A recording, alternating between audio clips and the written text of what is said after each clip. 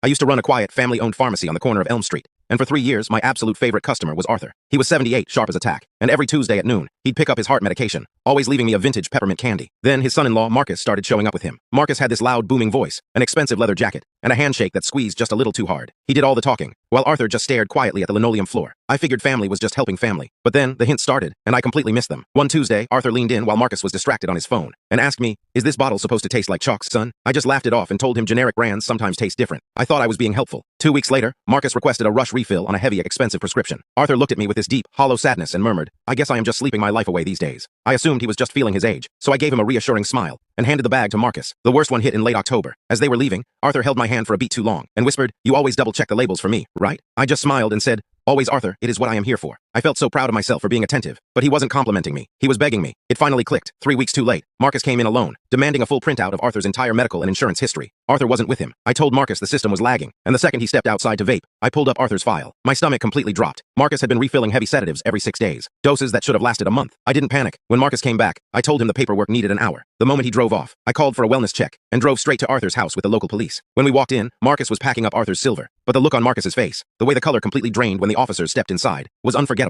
They found Arthur tucked in bed, groggy but safe, holding a small notebook where he had painstakingly logged every single pill Marcus had forced him to take. The next Tuesday, the pharmacy door chimed at exactly noon. Arthur walked in, completely alone, smiled, and slid a single peppermint candy across the counter.